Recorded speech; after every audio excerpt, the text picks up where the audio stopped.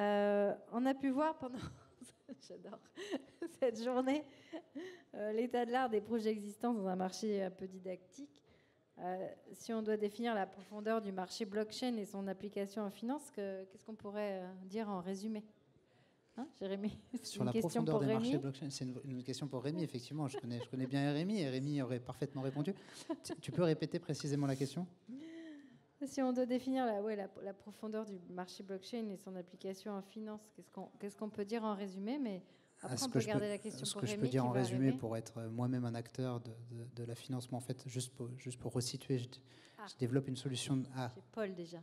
Mais continue. Super. Au moins, j'ai Paul. Parfait. Il ne répondra pas à cette question. Donc moi, je développe une solution de paiement qui a la particularité de s'affranchir de Visa et Mastercard. Donc l'idée, c'est de faire une solution de paiement on-chain et qui vient proposer un modèle redistributif qui est intégré à la racine du modèle économique, donc qui s'appelle Retrib. Alors, en tant qu'acteur aujourd'hui du pôle finance innovation et institutions financières, à la fois en Suisse, à Genève et à Paris, aujourd'hui, ce qu'on voit, c'est que l'industrie de la finance est probablement l'industrie qui est en train d'intégrer le plus rapidement et de la manière la plus efficiente qui soit toute cette technologie.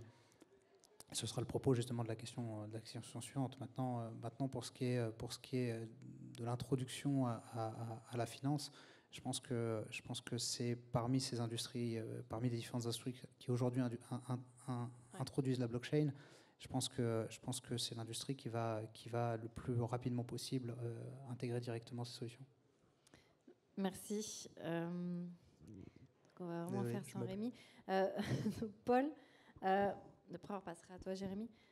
Stack Talent, c'est un cabinet de recrutement spécialisé dans la chasse de profils tech et support expérimentés au sein de l'écosystème blockchain. Est-ce que vous pensez qu'on a les bons profils en France pour faire de notre écosystème le numéro 1? En fait, c'est marrant de se poser cette question d'être numéro 1. C'est une question qu'on se pose depuis un moment. Et en fait, on a toujours été en avance, mais on n'a jamais été les numéros 1. Je pense à l'invention de la carte à puce, déjà, qui était française. Ensuite, évidemment, Mastercard, Visa, aujourd'hui, les géants, c'est les Américains. On a évidemment le Minitel, sur lequel on était précurseur, qui évidemment nous a fait rater la vague d'Internet.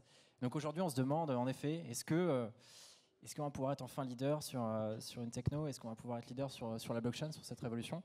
Ouais. Et en fait, chez Stack Talent, on est convaincu que oui, que c'est vraiment quelque chose qu'on peut réaliser. On a des top profils en France, c'est dont on est convaincu.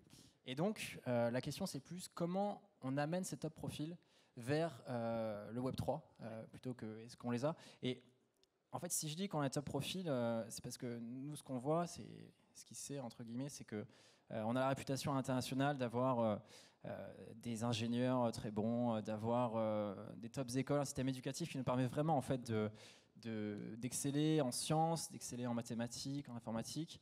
Et Web3, c'est quoi? C'est en effet des mathématiques, de l'informatique, de la tech de manière générale, au cœur.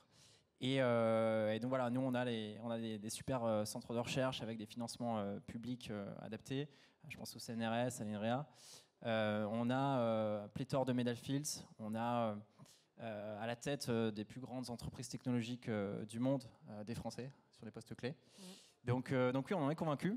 Après vraiment, c'est cette question de la transition vers le Web 3.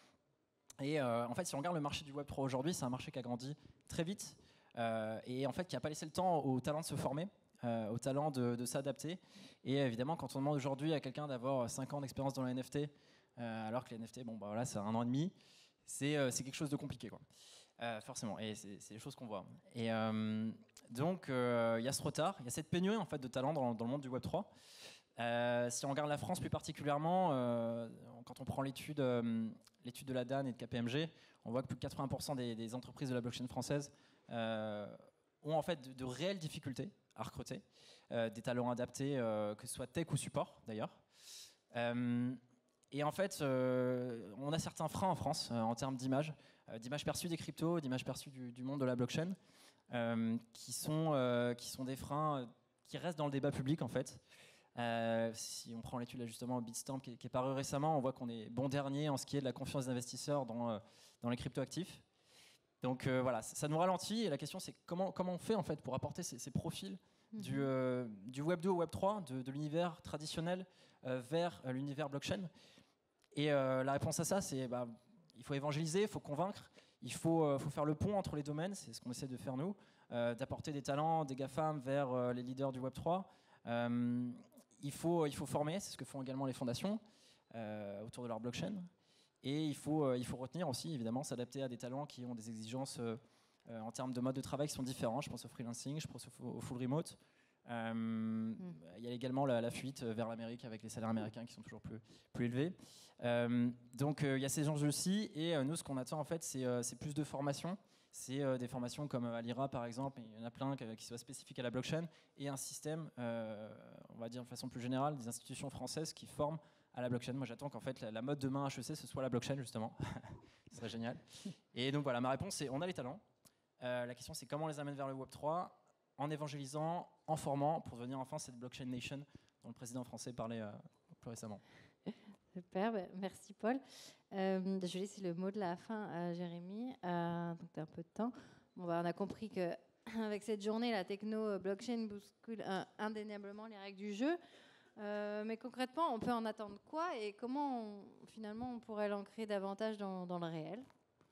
Alors, il y a quelque chose qui vient d'être dit qui est très intéressant. Oui. C'est que justement, on cherche des profils tech. Et ça ramène peut-être à l'essence de ce qu'est cette technologie. C'est que c'est une technologie d'infrastructure. La blockchain, c'est avant tout, et le Web3 est une technologie d'infrastructure. Et comme toutes les technologies d'infrastructure avant elle, elle va terminer, ou en tout cas elle va poursuivre, mais elle arrive dans cette phase finalement qui est déjà très mature, où la technologie des layers 1, que sont Bitcoin, Ethereum, ou tout, même les layers 2 qui tournent autour, eh bien, sont en train de poser les bases de cette infrastructure. Et on arrive dans une nouvelle phase, une phase où vont se constituer, et d'ailleurs les fondations poussent beaucoup pour ça, vont se constituer tous les systèmes applicatifs autour de ces layers 1, autour de ces infrastructures. Et en fait, on peut faire un parallèle avec le passé, et à la limite, ce qui est très intéressant dans le Web3, c'est que pour la première fois, finalement, les investisseurs dans la technologie originelle vont pouvoir tirer un profit de l'usage de la technologie elle-même. Imaginez qu'on ait créé la machine à vapeur, le créateur de la machine à vapeur n'a gagné probablement pas grand-chose à avoir imaginé cette invention-là. En revanche, toutes les industries qui ont utilisé à leur tour la machine à vapeur dans leurs différentes industries, que ce soit les aciéries, que ce soit les chemins de fer, que ce soit le forage, etc., etc., ce sont là que les grandes fortunes industrielles se sont faites. Dans le Web3, on a une technologie infrastructurelle qui va permettre à l'investisseur dans cette technologie de prendre finalement, en tant que stakeholder, va prendre finalement une participation à chaque fois qu'il y aura un usage. C'est comme si on avait pu prendre une participation dans le token Mecha de la grande ère Mecha 3.0 et qu'à chaque tour de piston, on prenait un penny. C'est exactement ce qui est en train de se passer. Mais l'avenir de la blockchain, il va se situer dans les applications. De la même manière qu'on a connu les grandes vagues applicatives, et je fais souvent ce parallèle, c'est un peu comme si on avait connu pendant les 5 dernières années une phase de découverte d'un nouveau monde, et la blockchain et les layers 1 étaient en train de poser les infrastructures, les routes, les ponts, les villes, et maintenant vont venir de plus en plus des applications qui vont venir poser l'entertainment, vont venir poser les services de paiement, vont venir poser les services de la vie courante à l'intérieur de ces infrastructures. Et donc on arrive dans cette nouvelle vague avec une nouvelle vague d'entrepreneurs qui va venir apporter les services applicatifs autour de cette blockchain. Et je pense qu'on n'en est qu'au balbutiement. On est à ce moment, à cette phase d'émergence où on va avoir de plus en plus de services et de plus en plus d'applicatifs qui vont venir se greffer à la blockchain. Et l'avenir de la blockchain, il est irrémédiablement transparent. C'est une technologie d'infrastructure, donc sa vocation est de devenir invisible. De la même manière que vous voulez utiliser Internet rapidement sur votre téléphone, mais vous n'en avez strictement rien à faire de savoir comment fonctionne la 4G. Eh ben, vous voudrez avoir des services qui seront plus transparents, qui seront plus résilients, qui seront plus efficients, qui seront plus redistributifs, mais vous vous soucierez assez peu de savoir quelle est l'infrastructure technique qui permet finalement d'opérer. Et donc l'avenir de la blockchain, il est fondamentalement invisible. La blockchain va s'intégrer à toutes les industries, va se ramifier dans toutes les industries, et les services qui arriveront à la rendre transparente seront les services qui arriveront à devenir finalement les services dominants et qui se seront démocratisés à l'avenir. Super, je pense qu'il y a matière à réfléchir pour l'avenir. Merci Jérémy pour le mot de la fin. Merci. Paul.